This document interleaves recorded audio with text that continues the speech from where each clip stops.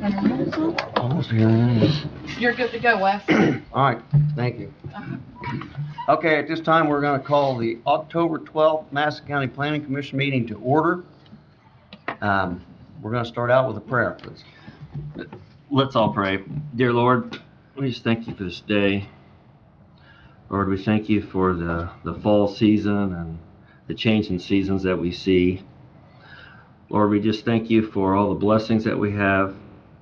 We thank you for this great county that we have and the growth that we're seeing now. Lord, we just realize all the blessings that you give us each and every day. Lord, we also thank you for all the military that protect us, that keep us safe. We thank you for the firemen and the policemen. Lord, just protect them as they protect us. As we continue on our meeting today, we just pray that you will help us vote for the best of the county, the betterment of the county. In this your name, amen. Amen. All right, everybody stand for the pledge, please.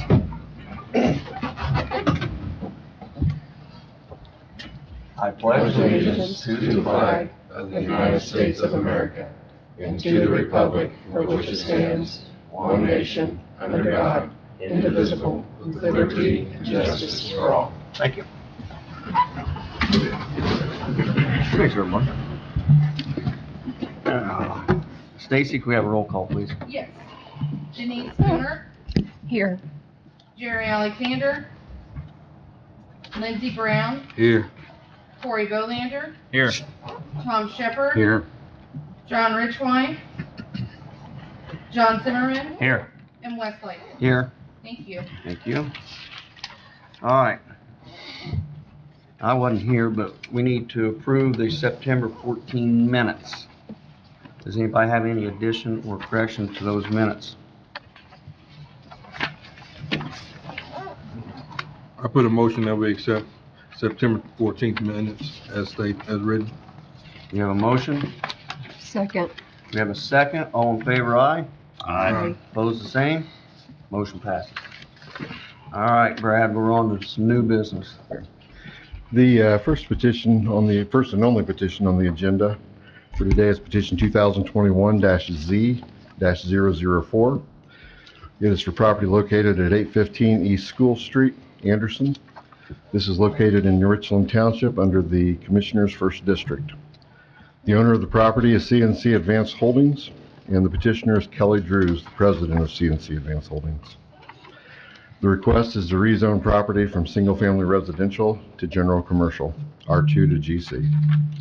Petitioner has satisfied all documentation requirements and has mailed out and placed notices in the newspaper and to adjacent property owners within the specified required time.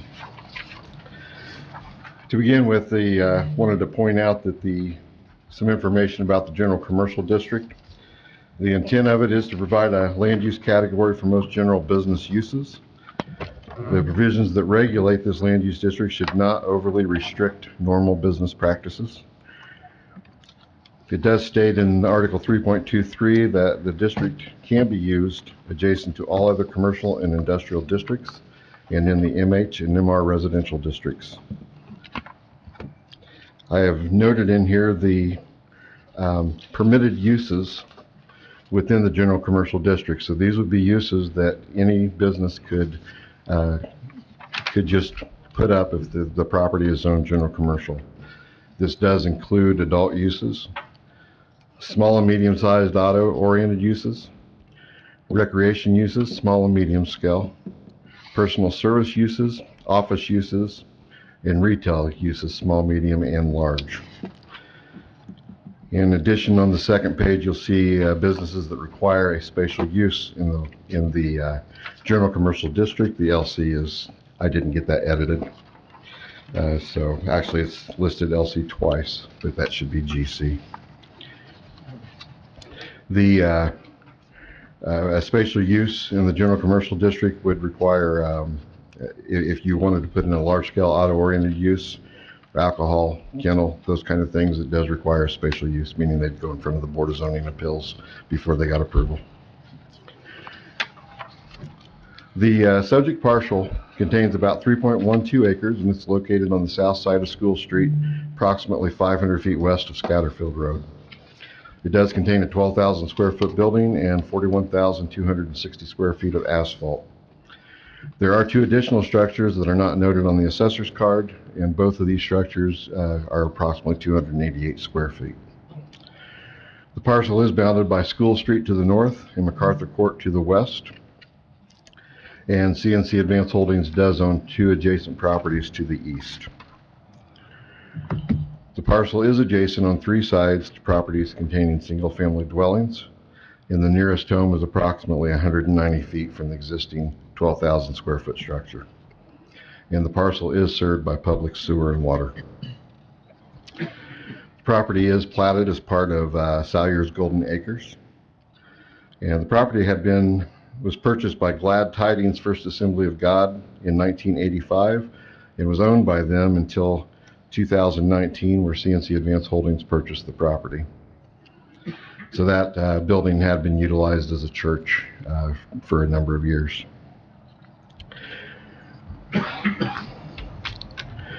The structure on the parcel is currently being utilized as an office space for Drew's Parts, and that current use is an illegal, non-conforming use. The approval of this rezone would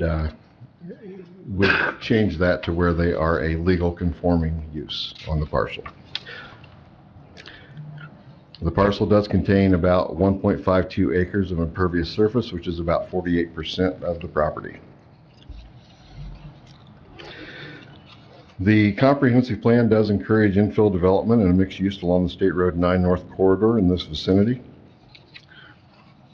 And on page 4, 5, and 6, I have noted articles within the Land Use and Development Code that is pertinent to this request. As you'll see in the table on page 6, the subject parcel again is zoned R2. Properties to the north, south, and east are also zoned R2. Property to the west is zoned light industrial. Both School Street and MacArthur Court are considered local roads, have a 60-foot right-of-way. On page 7, you'll see that staff had made a recommendation. That recommendation went in front of the Technical Review Committee. The Technical Review Committee did make modifications to the recommendation, and the Technical Review Committee does forward a favorable recommendation if the following commitments are adopted. Number 1, the subject structure shall only be utilized as an office building for Drew's Parts. Number 2, all change in use requires a special use exception approval from the Board of Zoning Appeals, meaning that any of the permitted uses that you saw on the first page and second page, that would require a special use by the BZA if these commitments were adopted. Number 3, these commitments shall be attached to the property and not the owner, so it will continue no matter who owns that property.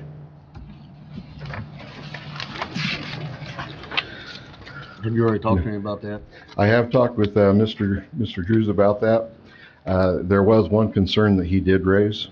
He actually operates a couple different businesses, one of them being a mini warehouse facility, and he had an individual that came in to make a payment on one of the warehouses. And so his concern is, would this restrict that from taking place? And he, of course, would like to be able to include that plus any other office use that's utilized for his other businesses. I did not modify it, as you can see, so that would just be an additional modification if you chose to go with that. And Mr. Drews has submitted a signed letter of commitment to whatever is determined by this board that he's in agreement with. So. But he doesn't have to get a special use though now. He would not. Right. This would make it a legal conforming use. Right. And in addition, since no improvement location permit is required or being requested, he would not have to go through the site development plan process. Okay. If you have any questions for me, I'd be more than happy to answer them at this time. So I have a couple questions. Yes. And I do agree with the recommendations from the Technical Review Committee. But my biggest issue is Drew's Parks hasn't followed any rules from this point forward, so why do we think they're gonna follow any rules now, especially as it relates to this property? So, and another huge concern is, one day I was leaving from that neighborhood, and there was a huge semi parked on the north side of it, and I almost got hit by a car, because I couldn't see through traffic. Because, Coming from MacArthur Court onto School Street? yes, turning left on the school street to go to Wendy's, go get my son something to eat. Was the semi parked in the, It was on the grass, like on the, so if this is the building facing, I'm going up MacArthur Court. There was a whole semi parked along the side of it. yeah, that's not permitted.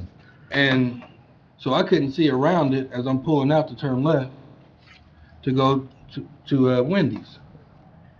And I had to slam on the brakes because me and the car almost met right there. So my biggest fear is that we have seen time and time again that the business that transpired across the street and there, and then that is the business that's transpiring at the old museum that's not supposed to be transpiring. All this is things that are not supposed to be happening within these buildings, in these areas. So if we zone this as a business, then we'll be coming right back with some more complaints from the neighborhood that it's not being utilized as an office, and then it becomes another tit for tat issue that like we battling now. So, I mean, I have some serious concerns with just giving him any more property of the county to do what he want with it. Just, even like the picture you got right here. You see tire tracks on page 14, semi tire tracks in the grass. So, I have some serious issues with allowing him to do any more business in our city like this or in our county.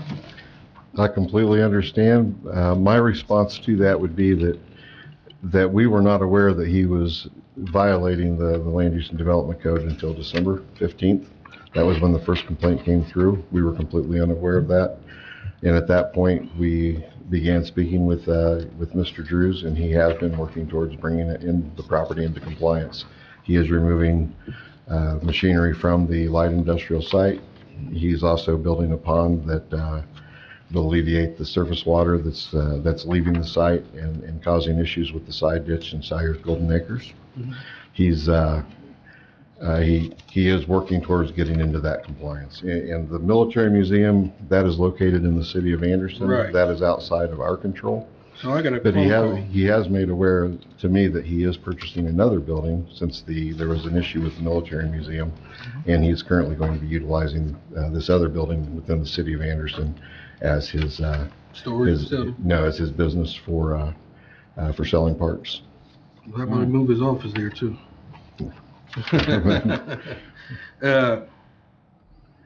Is this, Mr. Drew, can you come up, please? I got a question for you.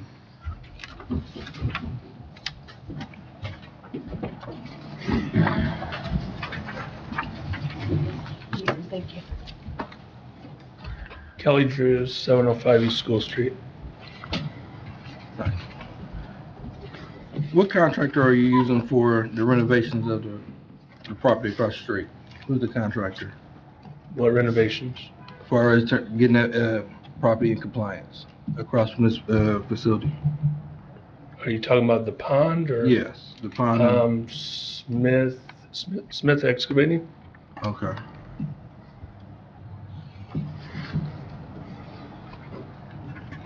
What percentage of that is that close to being done? Do you know? Percentage wise, if I'd guess, probably 40%. Okay. Do you have a time frame on what work they're gonna be doing there and when they're gonna be doing it On what? at your facility? I asked that because one day, and I talked to Brad about it, I come outside and my whole street is flooded. 'Cause they It wasn't released water. flooded. I went down there. There was water in the ditch. Right, I'm talking about in my, where I come out of my house, it was flooded. So I couldn't cut my grass. So I wanna know, I'm asking when, and I don't mind you guys doing the work, cause I wanted to get it done, right, to make the neighborhood better, right? But I would like to know when things are transpiring, when things are taking place that's gonna affect me, right? Especially on a bright sunny day, and it haven't rained in 3 days, and I come out and I can't even cut my grass. You see what I'm saying? So, But Lindsay, I don't think that's a question here. I think we're talking about rezoning of this church property. it just goes, to me, it all goes together. Drainage board property. Right, but it all goes together as far as the lack of respect for the neighborhood. So if you wanna put another office building in there, and we had problems with, at first, and I'm glad he did stop it, we had ATVs zipping across the street when cars was coming, and they blocked that off, and I really appreciate that. But it's just the lack of, respect for the people that's in that neighborhood, that lives down south of them, or north of them. With regard to the drainage, the water that was released stayed completely within the side ditch that the side ditch was Right. made for. No water left the side ditch, no water was on the street or anywhere else. It was completely contained in that, and that's what side ditches are made for, to carry surface water. Right. So, I mean, that's just what happens when Right. water's released. I'm just wanna know, can we get a heads up when something's gonna transpire like that? And if you're gonna, release water. I think it's supposed to rain tomorrow, so. I know it's gonna rain. I'm talking about when you're gonna release it, when it's not gonna rain. That's what I'm asking. That's all I have for you. Thank you.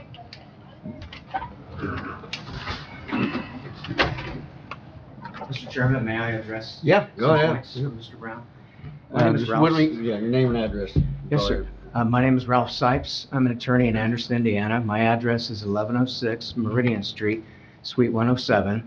And I wanted to address the 2 points that you made about, number one, that Drew's Parts is in violation of a lot of things. I represented Drew's Parts and all of his companies, Drew's Parts LLC, Drew's Parts Inc., CNC Advanced Holdings LLC, Indilux Transport LLC, School Street Storage LLC, Drew's Leasing Company, and Drew's Management Company at a preliminary injunction hearing before Judge David Hoppy in Circuit Court Division 4 on May 20th of this year. He just issued a written ruling on October 1, which I have and I can submit, and in paragraph 13, he says, the court concludes that defendant's interpretation, that's us, is correct, and the defendants are not operating a salvage yard. Almost all of the violations that people have complained about were saying that Drew's Parts was operating a salvage yard, and that was pretty much the issue. It's been judicially determined now that he was not operating a salvage yard. He also passed all the requirements of IDEM and the Madison County Planning Commission on zoning. The judge further went on to say in paragraph 16, the court can also not ignore the fact that the government agencies charged with enforcement of zoning and environmental laws applicable to this property have determined that defendants are in compliance with legal requirements or are making adequate progress moving toward full compliance. So there might be allegations, there might be someone complaining, but we went to court and it has been determined that those things are not happening and that they are in compliance or near compliance.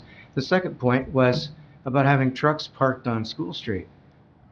Does anybody know who owned those trucks or who parked them there, or why is that supposed to have been attributed to Drew's Parts? Because they were unloading. So the trucks are coming, and he admitted it before here at the thing that trucks are parked there. So, trying to split hairs on it is not the way to go. But at the same time, he also admitted that it was a salvage yard in this facility right here within one of these meetings. So if it's a salvage yard, it's a salvage yard. If you tear down old machinery to sell parts off of it, that's a salvage yard. We have a declaratory judgment that it is not, and that's the law. So I don't know how you presented your case Well, it was a to the full court. trial. So for me to determine what you said to the judge and the judge's interpretation of what you presented to him, but from what we determined and we seen that it was a salvage yard. Okay. That's all I have to say. Thank you. Thank you. With regard to the semi, you said it was parked in the grass? Yes. Yeah, semis, any vehicles must be parked on hard surface. So if it was parked in the grass, it was a violation. So we just need to make sure that that doesn't happen again. Any semis that come in there need to be on the hard surface. Right. Wouldn't a salvage yard be considered outside storage?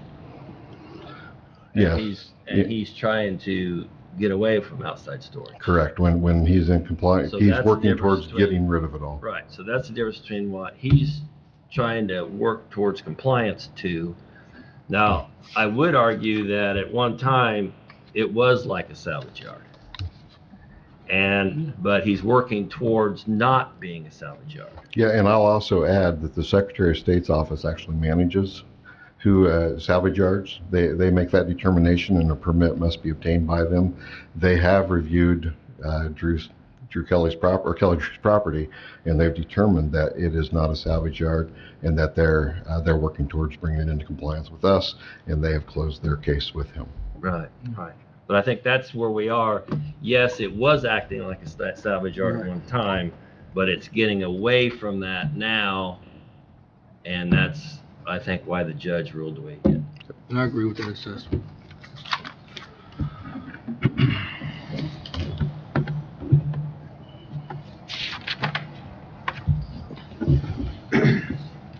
Any other questions right now? Is there anybody in the audience that would like to speak for or against this? That's going on. If you do, we're glad to have you, but you do have to come up and state your name and address.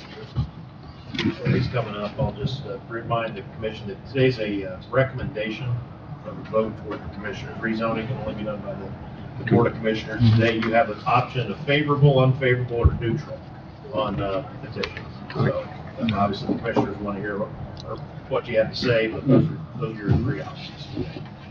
Thanks. John Holloman. I'm at 730 East School Street.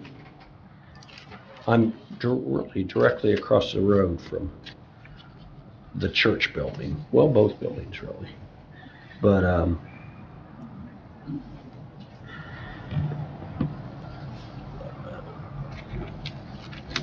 I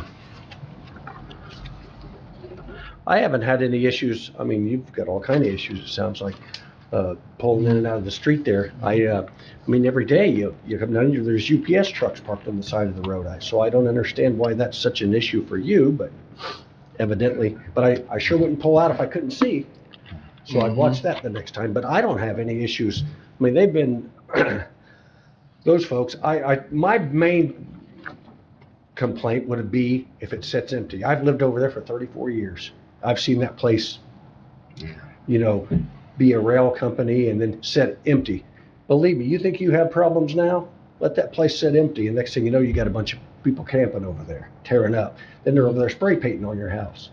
So be careful what you wish for when it comes to that kind of stuff, because I would go over there just walking around, you know, when it was vacant. There was always people over there tearing up stuff, breaking this and breaking that. So I'm happy, and I'm thankful for the neighborhood that somebody's in there.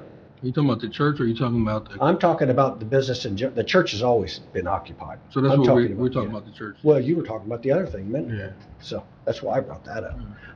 But yeah, I don't have any issues. I'm thankful that somebody's over there and it's being used for something instead of a homeless camp, because they'll root in there and you can't get rid of them. So, sir, you like the whole development that's going on over there? Yeah, I absolutely do. Sure. I sure do. I think it's a good thing. Anything better than just sitting there vacant, Sure. any building. Next thing you know, it's an eyesore and you've got riffraff in there, and I think it's a good thing for the neighborhood. That's all I have. Thank you. Well, come on up.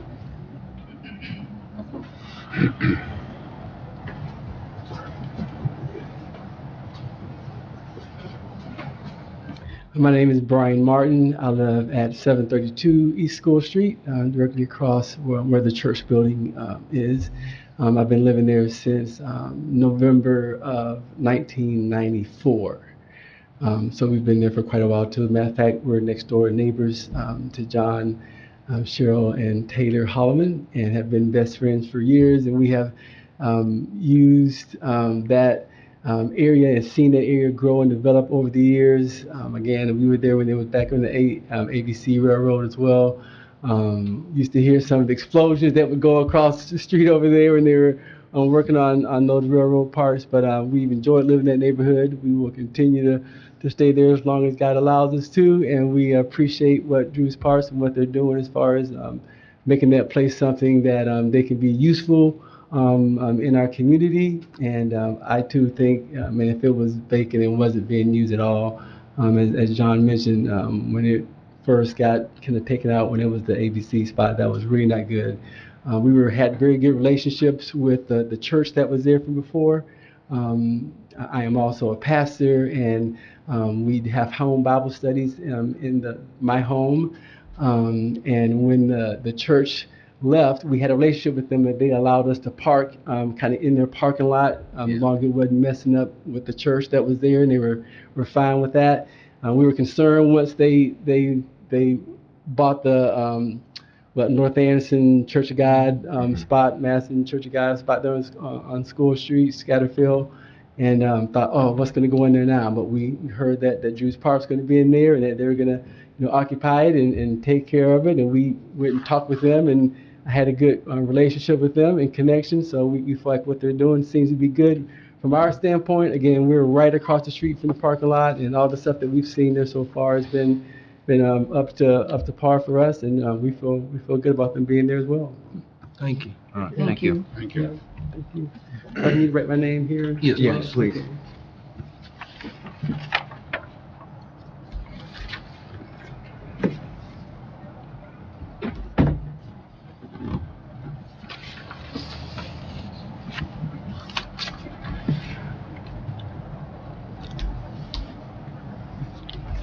Thank you. Thank you. Hey, Brad. Yes. So if we did not rezone this, and he has a building setting, here, what can he do with that building in this zoning legally? It could, he could request a special use and operate a church, or it could be used, he would tear it down and put up a house. I mean, in the R2 zoning district, the only business that you can obtain there is either a home occupation type 1 or a home occupation type 2. And both of those require a special use. And a home occupation, you can only have, with the home occupation 1, you can have no employees. It has to be operated by the homeowner or somebody who lives within that home. And a home occupation type 2, you can utilize an accessory structure, but you can only have 1 employee.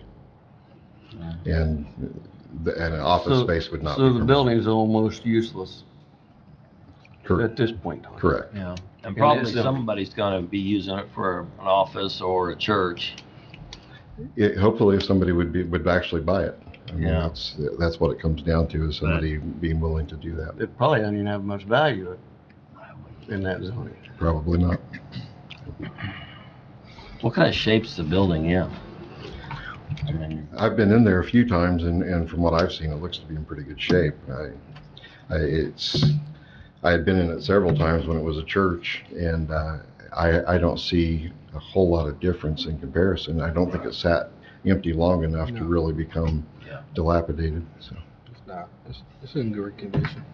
We helped the church move to the new church, and as soon as they moved out, whatever they didn't want, we got rid of, or we just put it in a different room. And then we were literally in, I mean, they moved out and we were moving in at the same time. We coordinated with them because they had stuff that they could have moved. We got trailers to move. So we moved all the stuff out, and then they wanted us to go haul some stuff off, and when it was all done, we just started putting dust in. All right. one thing I should point out is we did receive some emails from Sean Smith with regard to this. He is a resident that lives across the street from the industrial zoning property. He sent an email on October 6th stating that the petition number is not clearly stated in the public hearing notice as provided to the Herald Bulletin, and he pointed out that the Herald Bulletin indicated the petition number as 2021-2-004. and that it should have been 2021-Z-004. The public notice that was submitted to the Herald Bulletin did have the Z, and when they put it in the newspaper, unfortunately, they saw it as a 2, but that was not an error from our office, and I have spoke with the Herald Bulletin with regard to that through email correspondence. He also indicated that notice was supposed to be sent out at least 5 days prior to the meeting, and that he did not, or that the notice was not posted until 6 days before the meeting. I think the issue was business days. It was his opinion that it should have been 5 business days. I will point out that Mr. Drews placed the ad in the newspaper 19 days before the meeting, and the notices were mailed 18 days before the meeting. The law requires all notices to be mailed and placed in the newspaper between 10 and 20 days before the meeting. Cannot be less than 10, cannot be more than 20. With regard to the public notice that we post, it was posted in our office at least 10 days before the meeting. However, we did not get it posted outside the room here until 6 days prior to the meeting last week on October 6th. How about in the yard? When was that done? The yard, I'm sorry. Posted in the yard. You know, the. Oh, that was posted also at least 10 days before. Yep. That was all taken care of. And lastly, well, not lastly, he also pointed out that the in Rule 3.10 or in Article 3.10, that it states that you cannot place general commercial zoning next to an R2 zoning. That is not what the zoning ordinance states. And I read it to you when we started this meeting, but I'll say it again. Let me pull it up in the staff report because it's quoted directly. See the page of that. It's stated page 1 of the staff report. This district can be used adjacent to all other commercial and industrial districts and the MH and MR residential districts. Does not state that it cannot be next to the R2.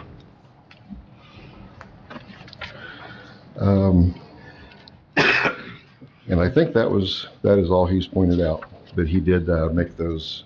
He sent an email about 6 days ago, and then he sent a few yesterday and today. So. So does that affect us any? I think the notice meets special comments. I think we good with that. With regard to the issue that I was most interested in was what he talked about. He put 3.23 of the zoning ordinance. Correct. And it is. It's Article 3.23. Okay. And specifically, general commercial is only allowed next to MH or MR residential districts, and I think Brad has addressed that. Okay. As far as procedure. So the only thing we're doing now, Jeff, is making a recommendation to the commissioners. Yes, you can, and the recommendation, if you choose to add conditions, should be specifically called out. Brad's giving you some recommendations in the staff Where report. is that? You don't have to. Page 7. You've got a lot of ways to jump around. You could adopt those findings as well in the staff report or make your own. But yes, no matter what you do today, this thing won't be denied or approved.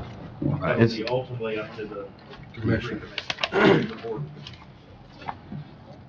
And again, on the commitments on page 7, the one that Kelly would like to see possibly altered a little bit, and again, that's up to the plan commission. That just is that number 1, the subject structure shall only be utilized as an office building for Drews Parks. That would only make sense if it's gonna go with the property anyhow. So the next person's gonna have the restrictions also. Correct. But I mean, if he's gonna have an office building, he might as well have all his businesses in one building. All in one building. I would totally agree with that. I don't know how we state that, but I don't mind the restrictions at all. It should probably also be indicated that it should only be utilized as an office use, no other use. Okay, that office use, of course, can be office use for all of the businesses, but it should indicate that it's just an office building. So under technical review committee, that's part 1. I mean, the subject structure shall only be utilized as an office building for Drews Parks. Or just take off Bruce Park, utilize it as an office building. Yeah, you could do that. If you choose to go that route. Well, that would work for everybody then. I mean, Yep. if he's using, that would just, and then when it goes to the property, it's not name specific. It'd just be office building. Right, especially since this is gonna run along with the land, I mean, at some point, Truce Parks won't be around forever. And this is gonna be recorded, so you don't want, like, Right. they got you at So well, now it's on, that's West only, Park, that's yeah. only office space for Drew's Parts and they're not here. All right, I'd be fine with that.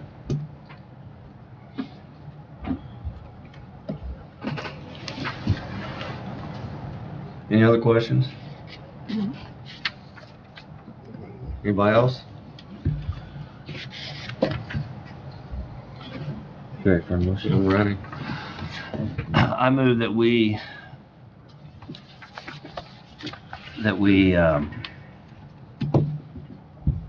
what do you call it? Favorable recommendation. Sorry, I just lost my train of thought there. Favorable recommendation to the trust, to the commissioners at petition 2021Z004 with the findings and facts stated, also the recommendations. On the technical review committee, we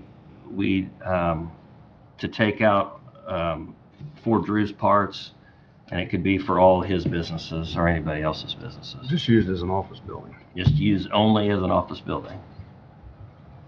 All right, we have a motion. I'll second that. We have a second. Can we have a roll call, please? Yes, sir. Denise Spooner, Yes. Lindsey Brown, No. Corey Bowlander, Yes. Tom Shepherd, Yes. John Zimmerman, Yes. and Wes Lykin. Yes. Thank you. Motion passes. Thank you.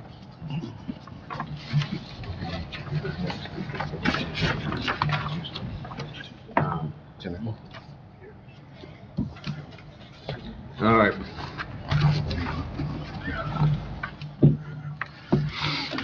The only other item on the agenda was the zoning ordinance, and as you know, I did not get that to you. Still finishing up, putting the final touches on that. I apologize for not getting it to you before today. Unfortunately, just been very busy this month and did not get it done. Got a lot of it done, but not all of it, so. I'll tell you, I'm gonna have a lot more time for that when December gets here. Yep. The, what is the next, just so everybody here knows, what is the next procedure, I guess, for the solar ordinance once you do get it done? I'll submit it to you, the Plan Commission, and then it will be up to you to determine whether or not that ordinance is in a position in which you would like to take it to a public hearing. And if it is, then you would be able to set that at that time. Public hearing meeting. If you do not feel that it is up to par or you do not want to have that one heard as a public hearing, you can certainly request modifications and I can make those and we can get it in front of you again to hopefully get a public hearing date set. So we would, as a committee here, would be reviewing that, and could we make changes in here? You can make them at the public hearing. At the public hearing. Yeah. If you refuse to set a public hearing, then I know at that time I'm going to have to make some more modifications. Okay. But I don't believe that you can state in a public meeting what those modifications should be. You could certainly state what your concerns are, but you would not be able to state what modifications you're after. Would that be true, Jeff? I think it would be okay at a public hearing. I think the concern is just, Yep. yeah, I think you'd be all right there. You can't meet together as a group outside the public sphere, but I think the public hearing would be the installation. Yeah. Yep. Any kind of bias or anything like that. Yeah. And then, as you know, this is a recommendation on any ordinance change. It's a recommendation to the board, of commissioners. And so it would be, it probably makes sense, and this is Brad, you guys a little bit, but probably is gonna make sense to, poll the commissioners on what they're interested in too, because it would be a whole lot of fun for everybody if we start playing ping pong with that board. And, we like it, we don't, Yeah. it's not much fun. So get their input on what they wanna see. Yeah, I mean, and not that everybody's done that to this point, but, you know, it's out here, here's what it is. But it would be kind of silly if we know all three of the commissioners are against a certain thing and go through hours and hours of public testimony just to get to something that they're gonna say no, send it back to us. Unfortunately, we have one commissioner on our team, That's true. so. What is the best process to eliminate so much back and forth, Brad? If we submit a modification to you by email, you know, are you the one that's making the call of? When I submit that to the Plan Commission and you as a body decide you're not going to set a hearing date because you have concerns with the way it is and you want changes made, you can certainly email me or give me a call individually and let me know what your concerns are. And then I'll, of course, depending on who all I hear from and what all is said, I'll make some determinations as to what needs modified. But those modifications will not be permanent at that time, because again, it'll go through a public hearing, and that's where it'll be determined. If you'd happen to get a bunch of those, well, you know, once you send it out, maybe fire out all of them to everybody in an email so we can all look at them again, see where we're at. Yep. Yeah, I agree. Yeah. I mean, rather than just, Yeah, I rather mean, than going back. so we don't have to read through the whole thing again, or just like, you know, one page or something, highlight them and send them out. I will. Everything will be in red that has been changed, and everything in blue is going to be additional things. I think if we can communicate to the community during the public hearings about some of the changes that we made, some of the modifications that we made, I think that will kind of make them feel a lot better that we actually really taking a true interest into this ordinance, which would kind of back away some of the backlash on it as well. So. I did want to tell the board that I just emailed you this morning. I asked Mr. Graham what that protocol was. He said it's fine for me to email you a document that I had just received recently, and I gave it to Brad a couple days ago. It is from an appraiser in Kentucky. Her name is Mary McClinton Clay. Her credentials are in that document, but she was commissioned by the state of Kentucky to undertake, in my opinion, the most comprehensive data that's been collected on the injury to property values from specifically on solar farms. And she's compiled all of that. It's just a 7-page report, and it won't take much of your time to look at it, but it definitely supports what I want to see in this ordinance is a property value guarantee to the people. And I continue to remind all of you that what is existent in the United States is affecting on one side. So when there's damages that's evident on one side, and the bigger the solar farm, the more megawatt the solar farm, the increased damages. And so these massive solar farms have not been constructed yet, except for like at North Star, Minnesota, and which she covered and extensively in that report. And I especially would appreciate Corey and John to read that, because that was brought up through the Lone Oak Solar issue with Mr. Maru. And me, just as a real estate broker, found errors in his report, but there's definitely injury of what happened to the homes in North Star. So it is absolutely, without a shadow of a doubt, the most comprehensive data right now in existence to this date. And not only that, the state of Kentucky is keeping her busy. They're also hiring her to evaluate the other reports that are coming in from the appraisers that are hired by Renewable Energy. And there's multiple USPAP violations, the Universal Standards for Professional Appraisal Practices, in those reports. And she just got commissioned to do the evaluation over the Cohn-Resnick, which is the report that the Board of Zoning Appeals relied upon for their education. Well, I can tell you from my research, just looking at Cohn-Resnick, they're also part of Cohn-Resnick Capital, which is a brokering firm that brings in investors, worldwide investors into renewable energy. They broker these deals, they bring the people together, and they make millions and millions of dollars off of their work. So that's a compromise study right off the bat. But my whole point is, please read that, because Brad had said anything that puts changes into this ordinance or what we put in the ordinance needs to be backed by scientific data and studies, and that's what I'm giving to you. And so we're still working on that property value guarantee. I got a hold of this appraiser and asked her for her opinion to review those. I like a lot of the wording that you gave, and a lot of that is just trying to compose them all together and, but it is fair to both sides, very fair. So, All right. Can you share that information with us, Brad? That she sent you? Yeah. and I Look, emailed that to you look, guys this yeah. morning. Okay. And Brad, is the ordinance, does it specify anything of how they can affect homes on more than one side? When we originally talked a while back, you wanted to put wording in there to prevent this from happening on 3 and 4 sides of homes. I'll have to look at that. I believe it does, but Okay. I don't want to misstate anything. I'd have to look at it. Well, I would agree with that language Yeah. as well. Yep. We got a few. Is there anybody like to speak to us about anything right now? Yes, sir. Come on up. Well, he's coming up. Denise brought this up before the meeting, but when she sends you that information, or when any information comes to you, be careful on the reply all button. If we start talking substantively about it, then it's an open door violation, at least arguably. Exactly. You can send each other information, and if you want to respond to each other, that's fine, but the reply all button sometimes. Only works for when you're on attend a meeting. Yes. Well said. And then we get all our emails subpoenaed. Yes, sir. My name is Raymond Seal. I live at 4489 East 800 South in Markleville, Okay. and I live out in the country. My property, my wife, my brother, and I actually built my house back in the 70s. And I have 5 acres of land.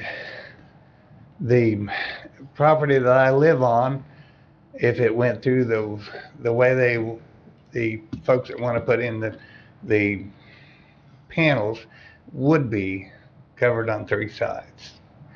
And I have no doubt that it would negatively affect my property value. But I'm 75 years old, and I'll kick the bucket in the next 10 years or so probably. But in the last few years, there have been 8 young families move into our area. Every one of them solid citizens.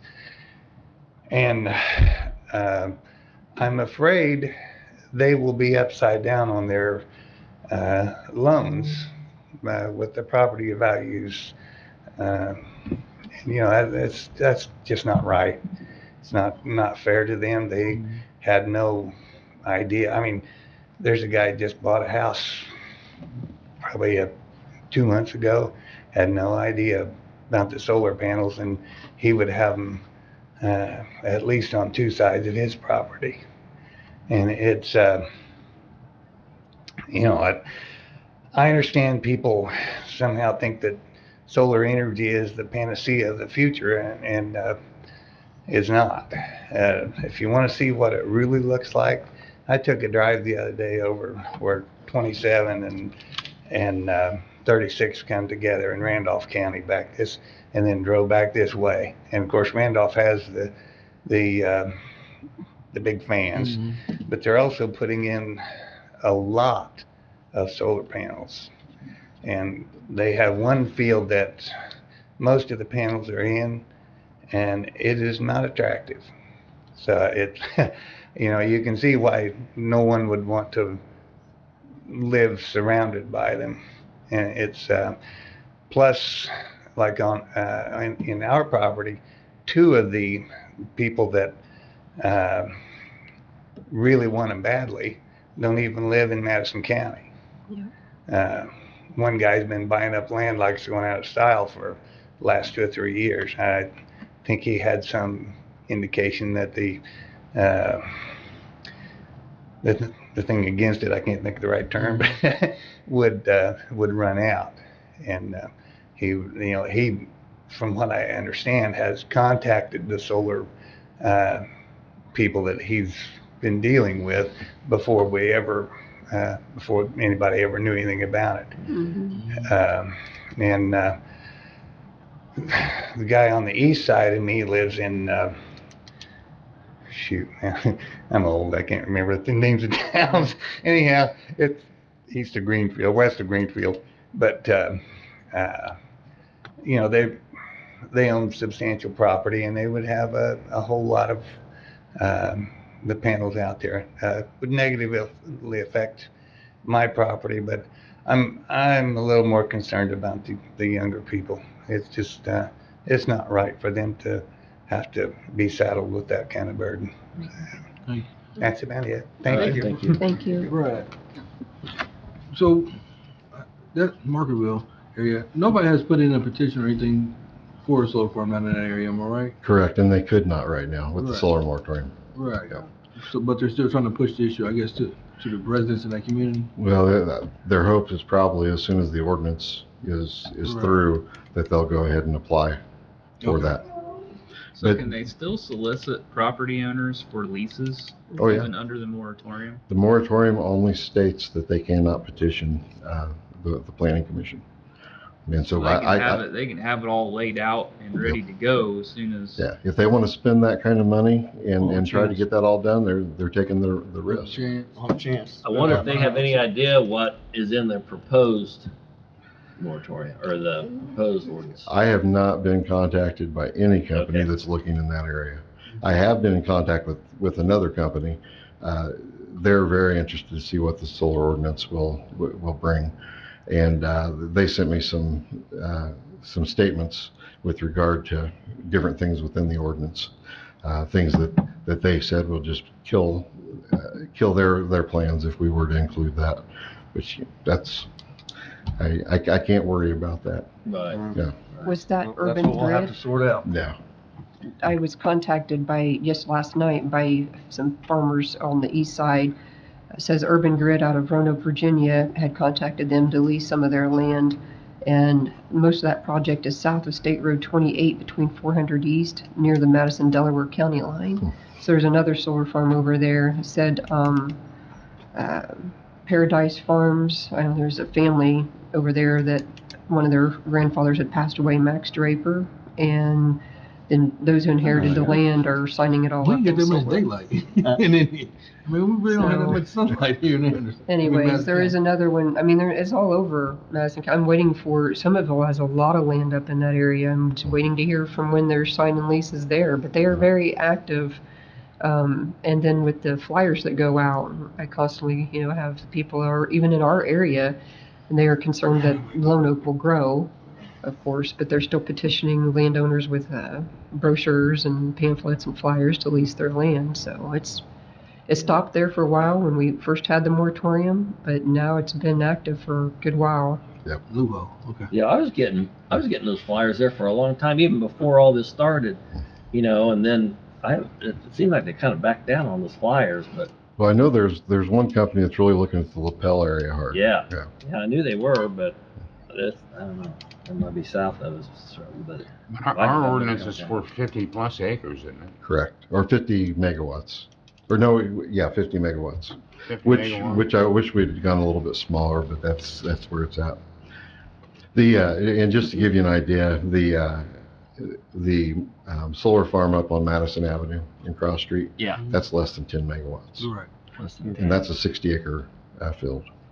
So that's less than 10, we're looking at how many? Up to 50. 50. Yeah. So we probably should look at Yeah. decreasing it. And in the ordinance, I'm proposing that anything larger than 15 megawatts is considered a large solar farm. 15? Yeah, 15 megawatts. That's what I'm. 15, not 50. Correct. Yeah, because, and I guess, We're looking at quite a bit of acres now. 50. Well, with Lone Oak Solar, you're looking at about 850 acres. You're also looking at approximately, 125 megawatts, I believe? No, but I'm saying with our ordinance, we're looking at quite a few acres. Yeah, absolutely. You could still put in a rather large solar farm. you still can build a big solar farm under 50 megawatts. Correct. And I guess to be open and honest, I work in the utility industry for Duke Energy, and I deal with IMPA a lot. So, because I'm actually a corporate liaison for Duke. So, I know IMPA does build a lot of solar farms, especially within our area. And they're typically smaller than 10 megawatts. I don't think an IMPA solar farm is greater than No, that it's anywhere not. that I've seen. Well, if 10 acres is 60, then 300 acres is 50. So you're looking at 300 acres Yeah, potentially. on 50 megawatt. And we can always modify that solar moratorium if we choose to. Yeah. So, but again, it's a recommendation of the Board of Commissioners. How long is our moratorium good for now? Can't remember the date, I'll have to look that up. Yeah, but it's, we've got about 5.5 months to go. Oh, that's pretty good. But it goes fast. Yeah, it does. But the problem is too, is that they're already discussing this at the state again. Yeah. And Right. with House Bill 1381, at least, we had some senators that proposed amendments, and one of those was that any county that already had an existing ordinance could stay. Like, they weren't gonna, take that away from you. But we pushed hard to have counties under moratoriums included in that language, and I really don't think that happened. I think it was, but the bill was killed anyways, and it was completely stopped. But so what comes back around this legislative session? Yeah. Who knows? I mean, we can be doing all this work for nothing if we don't hurry up and get it done. Well, Right. but even if they have one, we can't make additions to that? The way they had it worded last time, no. But Oh. I don't know how it's gonna be worded this time, but we can only assume it's gonna be the same. But right now, we can grandfather in, right? Correct, if we get it passed before they Before they go into adopt session. something new. And again, they could change that to allow us to be more stringent. Doubt if that happens, but that's Yeah. certainly. I can tell you, potential. reading the setbacks and so forth, it was, that House Bill 1381 was all for renewable energy. Setbacks were very, very minimal. And, I read it. yeah. Yeah. I will also add that I did, and this is changing the subject, sorry, but I put in for a new code violation officer in our department, and the county council did not grant that. Really? So we will not be getting that. So, We tried. yeah, and I'll keep trying. He's not here. That is so much needed. My gosh. And I'll also point out that at this point, we're only going after serious code violations. If they're minor, we just don't have the time to deal with it. See, that's And we just don't not believe the right. courts will even help us if we do. So I really think we need that full-time code enforcement officer to push everything. And if we really start hitting the courts with that, hopefully the courts will start backing us up. Mhm. Well, right now, the courts are backed up too. Absolutely. So there's no place they can go, Yep. We got a log jam there right now. If we get through. We have several right now that we're waiting for a court date. And then we've been waiting for what, 2 months? Yeah, I think we're gonna have to get these COVID things through before, then maybe we can get some stuff, but. Yeah, we'll still send out letters, but as far as trying to take some of these small ones to court, it's just, right now, it's kind of pointless. And that's my fear. That Yeah, it here we start, are setting the rules and then they can just, they can just do what they want to do. Well, the one that I'm the most frustrated with is Madison County Winery. They were told by the BZA that they could not have a campground, but yet Right. they have been having a campground for the last 6 months. We have sent letters, we're waiting for a court date, and they are completely defiant. And what is the point in getting anything from the Board of Zoning Appeals if it's not enforced? right. Yeah. I So it understand. makes it look like a joke. I hope. That's just Wow. ridiculous. Can't hold people accountable. It's tough. Yeah, no need to waste your time. You're right. I can make rules. Yep, you can come up. Yep. Yeah. That's ridiculous. Where's the Madison County Winery? Down by Pell, no. Yeah, it's Pelton's way back. Man, these stupid Thanks for Come on. having me up here. All the neighbors. My name is Dustin Lowe. I live on over by Ray Seal on 4362 East 800 South. I don't have an opportunity to make many of these meetings because of my work schedule. I work 12-hour shifts on a swing shift, and my wife is a nurse here, so she's on 12. So we have 3 young kids too. So the opportunity for me to come here is kind of far and few in between, which Right. kind of raises concern with the meeting times, like in the future for the solar issues. I would like to be able to, make more meetings along with a lot of the other community members in Merkleville, and 9 a.m. on a Tuesday doesn't usually work for most people that are working full-time jobs. And I don't know, I would really appreciate if that could be looked at once we, get closer to where we can become more transparent on the ordinance that's being created among you guys. Because right now I kind of feel like we're in the dark. We don't know really what's going on. I know you're working on it. I'm sure you guys have some type of scope of maybe what's in the ordinance. I really don't know, but I have no idea, so it's concerning to me about what's going on. From living in that area, it's going to be literally right across the road, a lot of acres. I was approached with a contract because I am a landowner.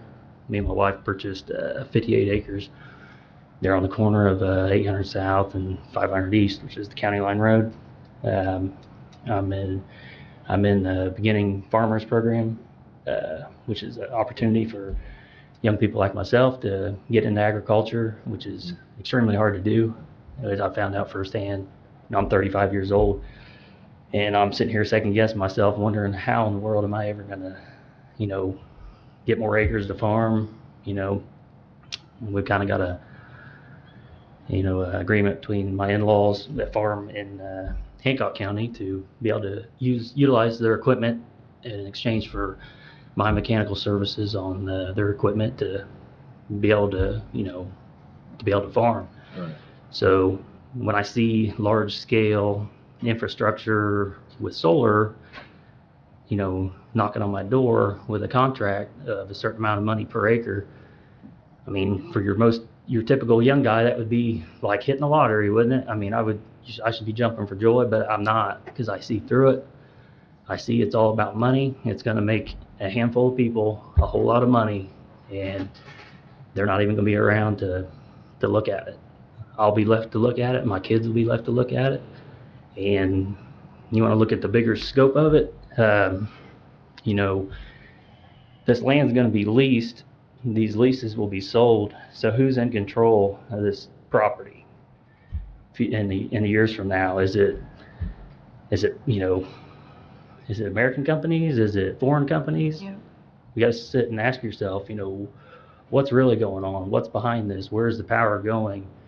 Who's benefiting from it? Because I think it's not all what it's cut out to be. And this is coming from someone that has very little knowledge of, this. And so I've had a few months to start reading into this and looking into solar and what's going on. And I just I'm not seeing it all coming together, what it's, advertised as. So, Indiana's an agriculture state. Our county, is the backbone of our county has been agriculture for years. And so once we start seeing solar popping up here and there, how do you stop it? Once that amount of money is being thrown at people because we have the money out there from federal programs, where do you stop? And take it from a county level to a state level, it's popping up everywhere also. I had someone contact me from MoDOC that just bought a house. They moved out to the country, and a week later, a lady shows up at her door and says, "You didn't know you're going to have solar all the way around you, did you?" And she broke down in tears, and just because she knows she's stuck. I mean, once this is advertised as solar, who wants to move into the middle of a solar farm? I know I don't. I don't think any of you up here would want that either. Now, if you're not directly looking at it, if you live in another state, you're planning on moving, that's the problem. People are wanting to take the money and run. At what cost? The cost of your citizens, that people are hanging around that work for the community here. So I ask you all to please, look into it with an honest approach. Hopefully nobody has hidden interest and ties. I don't know. But if you do, think real hard about, that prayer you opened up with, about having the best interest of your citizens and community members at heart, because that's what it's boiling down to. Thank you. Thank you. Thank you. We will have evening meetings though, right? That's up to you. The BZA established an evening meeting for one of its hearings. I I would certainly urge you to at least have one evening Right. public meeting. Yeah, so we will That's- have an evening meeting, We'll probably at the discuss it. fairgrounds. That's what we did last time. We were, And sir, I think everybody on this board agrees basically with you. I don't think that, you know, we're in here for the public interest of the Madison County. So, you know, I appreciate you coming up. I really do. the last thing I have for you, unless you have any other questions, is,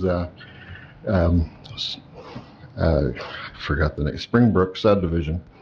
They have built out section 1, 2, and 3. They're currently building in section 4 and 5, which were just approved. So my understanding is they've already sold out lots, or sections 4 and 5. They just need to build the homes. They're having issues getting material. Otherwise, it probably would have already been built out as well. They have started construction on section 6, and they're moving dirt for section 7 and 8. So the infrastructure construction on section 6, and there's only going to be 8 sections You total. said California, New York, what more? And one other, the last thing is we've been contacted by Browning of all places, and they're looking at possibly putting in a very large warehouse here in the county, and it could be potentially thousands of employees. Who? Browning, You mean like the big warehouse, big Browning warehouses that you see next to the airports and so forth. The Browning's the company that builds a lot of those. Oh. So I just wanted to let you know that that may be coming down the pipe. Where would that be? They're looking in Green Township. Green Township. That's down by Greg. Yep. They and right now the group that's involved with this, they're looking at 2 potential things. Browning is the one they're leaning towards. The other is a massive residential development. So we're looking at some growth that's coming down the pike as long as economy stays moving. So. That'd be good. Yep. But the concerns we definitely need to think about is the traffic and the condition of the roads down in that area. They, as we know, several of the roads are not in good shape at all. And I've certainly had this talk with the county engineer and the commissioners as well. Because We've worked on that some, all right, as far as when we may do these, try to get the roads built up. well, We're gonna pass a thoroughfare plan. one of the big concerns right now is 800 South. There was a company that was filling land in the town of Ingalls, and I can't tell you how many thousands of truckloads they've brought. They were running over 100 truckloads a day on 800 South, axle truckload coming out of Hamilton County, coming down 800 South, going and dumping down around Reformatory Road. They have completely destroyed 800 South to the point that we had to take action and stop them from driving those down that road. And we have no choice but to get that paved now. But ultimately, it's going to need to be reinforced big time. Because of the weights. Yeah. But they want to be close to the interstate, you would think. They would still be close enough. I guess. But that's potentially coming through fairly soon. That's all I have. Now, we'd have to vote on that to rezone it first, right? Potentially, it depends on what kind of business they're wanting to operate in. Rezone it, and then, because it's all, I'm assuming it'd be ag zoning or. Some warehousing though falls under a special use in the agricultural zoning. Oh, So it could be decisions made by the Board of Zoning Appeals and then site development plan. Okay. Good to hear. Mm-hmm. Anybody have anything else? No. Give a motion to adjourn. We got a motion, we got a second? Second. All in favor, aye? Aye. Opposed, same? Meeting adjourned. Thank you. I missed my tip. It'd be the same thing with solar. People That is want what them we in could their do. backyard. 10, let's not try to meet her over. All traffic. Ran over a little Huge bit. traffic concerns. Nobody wants it. So those warehouses, do they just bring Yeah, I was trying to anything and raise- everything in and then It's all truck traffic. redistribute it Yeah, to? that's what it is. It's in and out, all by truck. So the people that live down in there, I mean, it'd be as bad as a solar deal. Those big warehouses down there, because it's be all ag, so they're all going to be talking about, screwing up ag. And then they're living out in the country and they don't want these trucks going up down the